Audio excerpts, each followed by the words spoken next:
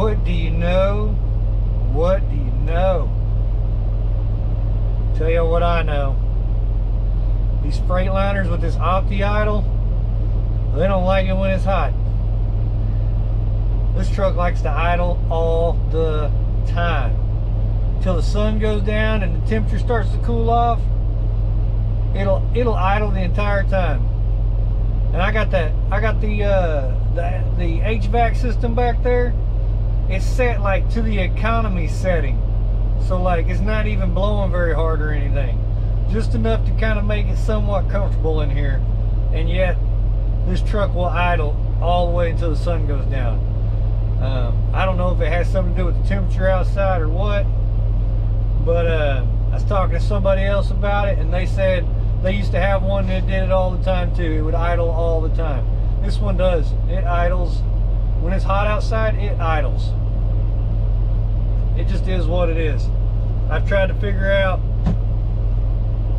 ways to make it comfortable in here and not idle so much. It's just not working out for me. So it is what it is. But anyway, let's get to the reason for the video. We're going to run through last week's numbers. We're going to talk about it and let y'all kind of be the judge of it. But I think I just had my best solo week doing drive-in ever.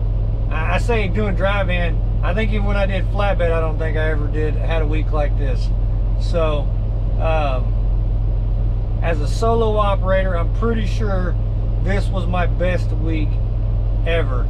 And we will run through the numbers and we'll talk about a few things that kind of played into it. And yeah, so let's just get to it. So we left off at Loveland, Colorado, and from there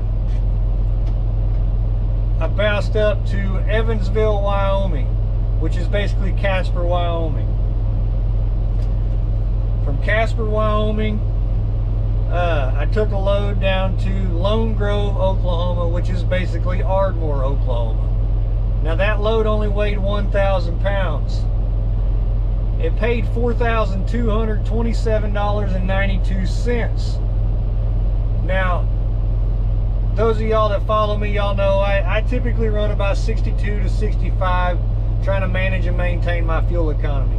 This load had a real tight appointment time on it. They needed that stuff there basically immediately. So if the speed limit was 70, I ran 70. If the speed limit was 75, I ran 75. I had to untuck the old super trucker cape and let it flap in the wind a little bit. But we got it there in time and got it delivered. So from Lone Grove, Oklahoma, I bounced up to Oklahoma City and took a load to Great Bend, Kansas. Now while I was in Oklahoma City, I talked to the guys there in the shipping office because that location is not far from my house. So talked to those guys there, asked about how many times they ship out each week, and they basically told me that they ship loads through the same Landstar agent basically on a daily basis. So I thought, great, I'm gonna call him, make contact with him again, let him know, hey, I live right around the corner, I'm available on these loads if you ever need me. So that was a pretty good contact for the week. So Great Bend, Kansas, that load paid $1,009.02. That load weighed 41,000 pounds. I ran 62 mile an hour all the way. From there, I bounced over to Lyons, Kansas, and picked up a load that was going to Durant, Oklahoma. That load paid $1,002.27, and it weighed 42,000 pounds. Once again, I ran 62 mile an hour.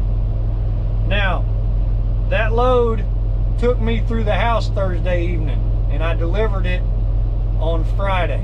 So I was home Thursday night, got up Friday morning, ran down and delivered it on Friday.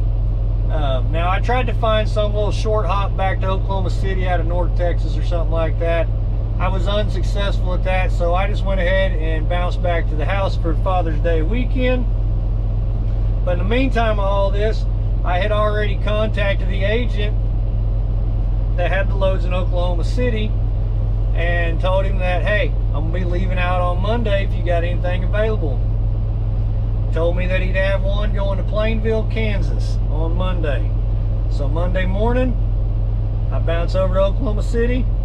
I grab a load going to Plainville, Kansas, paid $1,183.71, and it weighed 42,000 pounds. And once again, I ran 62 miles an hour. So, that's the whole week. Was home Thursday night, got back home Friday afternoon, and was home Saturday and Sunday. Got to spend the whole weekend at home.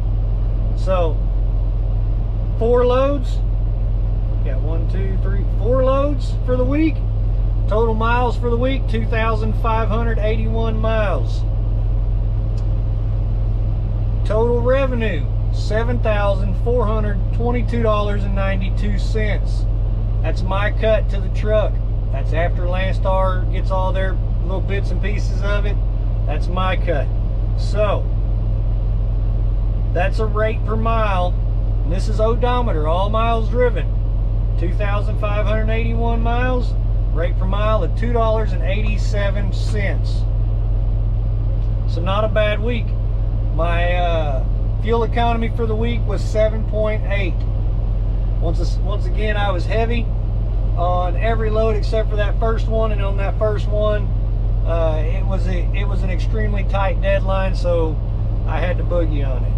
So I broke it down because I was kind of curious as to whether or not this was my best week or not. I went back through some numbers. I found my best week was Schneider. I ran 6 loads that week at Schneider. I ran 3,163 miles. Did not get home not one time during that week. And I ran $7,385.11. That's a rate per mile of $2.33 a mile. Now that week I was heavy during that week also, and I ran 7.5 miles to the gallon.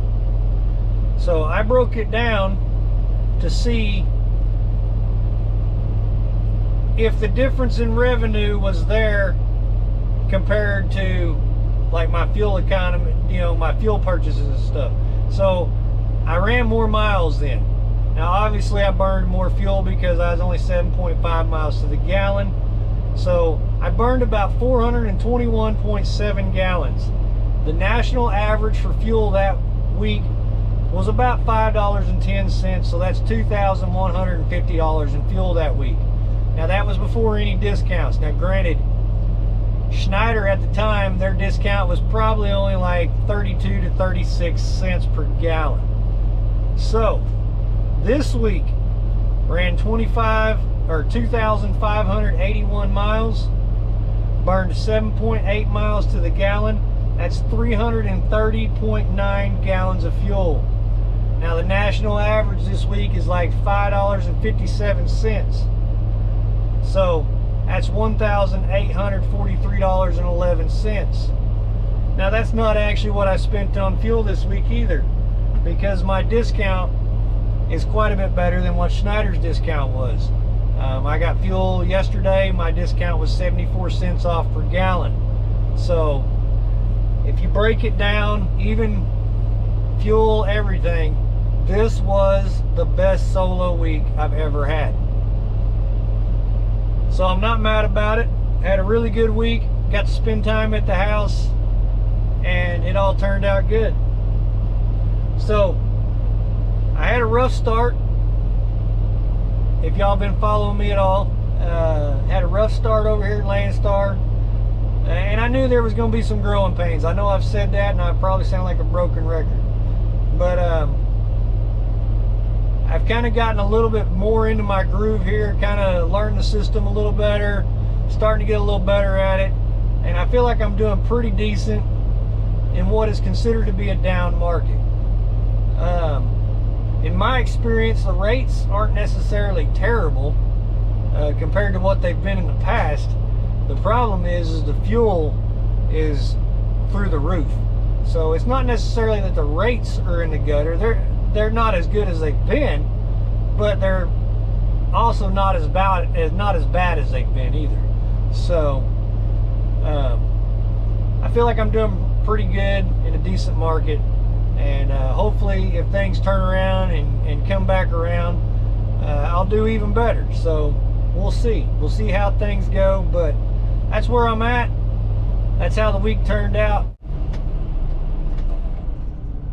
Like always, I appreciate y'all.